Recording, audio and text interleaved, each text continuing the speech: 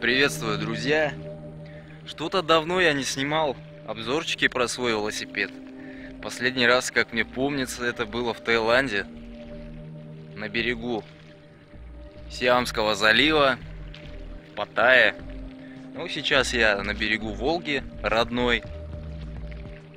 И что ж, поехали! Вот велосипед мой, тот же самый. Получается, 13-го года выпуска. Если говорить про раму, то это рама GT.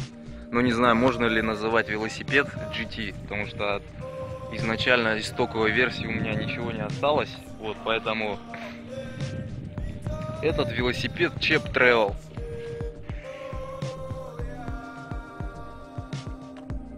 По праву его и так можно назвать. Менено здесь абсолютно все. Осталось, проще сказать то, что здесь осталось. Осталось здесь практически полностью переднее колесо, втулка, почти все спицы, может быть 2-3 только поменены, обод, остальное, так, еще тормоза остались родными. Тормоза и подседельный штырь. Все. Остальное все мененное и не раз. Ну, расходники, понятно, не раз, да. Сидушка ВТБшная. Начну, ладно, с сидушки, потому что это, можно сказать, самая непосредственная часть, с которой я соприкасаюсь с велосипедом. Сидушку мне подарили еще во Владивостоке. Мой друг Серега, который сейчас в Питере. Вот. До этого у меня была моя стоковая. И, честно говоря, как я сел на эту сидушку, я не понимал, как я ездил на своей старой. Вообще, это небо и земля просто. Эта сидушка в меру мягкая, хотя, если почитать форумы разнообразные какие-то, я не читаю никаких форумов, честно, я вообще не читал и ничего не пишу, не понимаю болтовню лишнюю. Вот это есть, конечно, там что-то конструктивное, интересное, но все-таки я считаю, нужно своим опытом, интересно своим опытом вот познавать все это. Ну, кто хочет, тот читает, конечно, ничего не говорю против. Вот эта мягкая сидушка, и меня она вполне устраивает. Ничего меня не натирает. Дальше расскажу про свой руль. Руль называется бабочка. Классическая бабочка.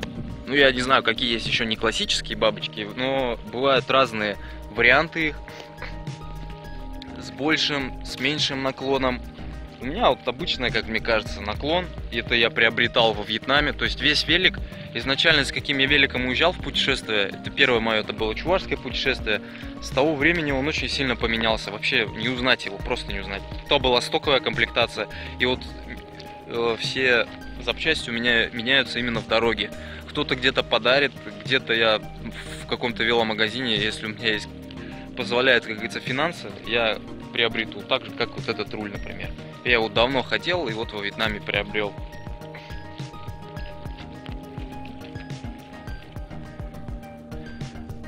Дальше я расскажу про резину. Резина сейчас у меня стоит Кенда, кендовская. Сколько там у меня?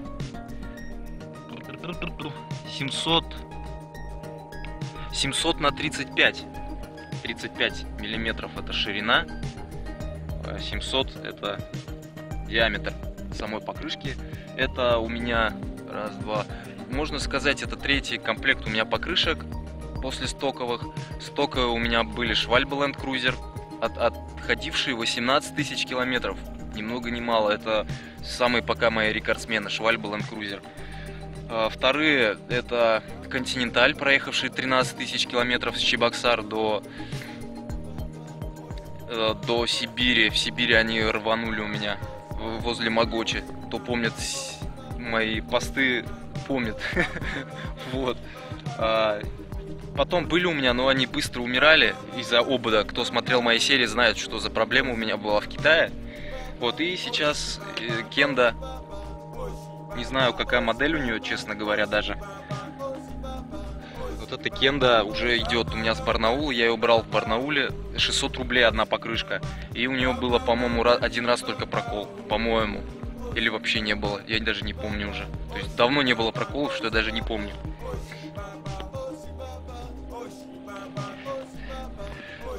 Ну что, следующее у меня идет уже, расскажу про вилку. Многие спрашивают, что, говорит, за вилка у тебя похожа на карбон. Но это не карбон, это алюминиевая вилка Mosso. Ее можно найти на Алиэкспрессе, но я покупал ее в Таиланде. Вот, покупал в Таиланде. Обычная вилка, хорошая, ригидная. До этого у меня была амортизирующая, стоковая, сантуровская. Но я решил от нее избавиться. Конечно, амортизатор какой-никакой, он все равно работает, но тот амортизатор у меня совсем заржавел. Это был просто лишний груз. Когда я поменял на эту вилку, то я чувствовал, что у меня просто груз слетел вот этот. А та вилка реально килограмма 3 весила. Ее открываешь, вот эту вилку разбираешь, там просто ржавчины, всего, там чистить смысла уже не было. Она уже раза 3 ее чистил, все равно.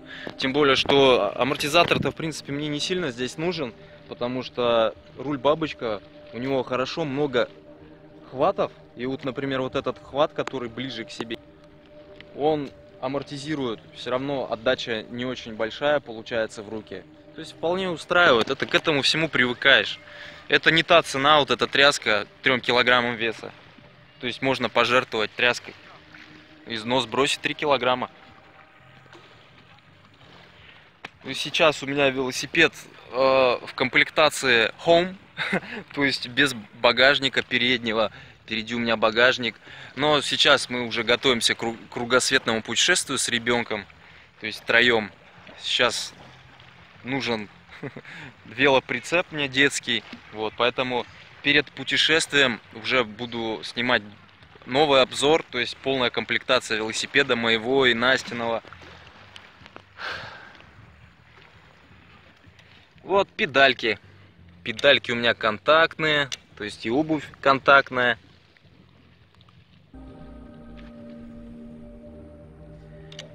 Ну, на контакты я пересел еще в Азербайджане, кто знает, кто смотрел. В Азербайджане, когда у меня было еще большое кавказское путешествие, мне подарили ребятам азербайджанские друзья. Такой подарок, подгон сделали. Ну, конечно, пересаживаться я с контактов никогда не буду ни на что. Контакты вообще это здорово в дороге. Чувствуешь такое единение с велосипедом прекрасное. Вот здесь задний мой багажник, который отъездил 60 тысяч километров. Ну да, вот этот велик вообще, вот эта рама, да, точнее, наверное, сказать, рама отъездила примерно 60 тысяч километров. Вот этому велосипеду ровно 5 лет. Да, вот в этом месяце, в июле, ему 5 лет получается. Что еще сказать? Вот соски. Соски у меня с автониппелем. Такой велониппель, как он там, Шредер называется, по-моему. Не, Шредер это вот как раз вот это, Престо. Престо он непрактичный, как себя показал. Сколько у меня этой Престо было. И тяжело его найти в дороге, что-то сложно с ним сделать, если надо на скорую руку починить что-нибудь. Так, ну что у меня здесь еще можно сказать? Подножка. Подножку я всегда с собой вожу. В принципе, вес мне не страшен, да, она, конечно, не легенькая, но всегда можно поставить вот так велосипед на пляже, без всяких проблем. Очень удобно, хорошо. Что говорит сказать про трансмиссию? Трансмиссия у меня ходит минимум 10 тысяч. Вот совсем недавно я поменял трансмиссию. Она у меня отходила с Вьетнама 11 тысяч километров. Это, я считаю, достаточный результат, но на первом использовании трансмиссии, вот она у меня проехала, например, 1000 километров, 2 или 3, от 2 до 3, я стараюсь менять цепь после 2000 километров. И уже на следующей цепи я доезжаю полностью, 11 тысяч километров, получается, проезжаю. Как-то вот так вот. Это вполне хороший результат, стоящий. То есть 10 тысяч километров, это, грубо говоря, в рамках путешествия это полгода. в рамках моего кочевья это полгода, за полгода это целая жизнь проходит, поэтому кажется, что проезжаешь на ней очень долго. Ну, еще что сказать можно про зеркало. Вот это зеркало я, правда, с Настиного велосипеда снял. Оно с рыбьим глазом получается. Оно отличное зеркало для города. У меня есть другое зеркало, которое вы видели. Оно отлично, хорошо подходит для трассы. Оно приближает немножко, то есть можно видеть дально едущие машины.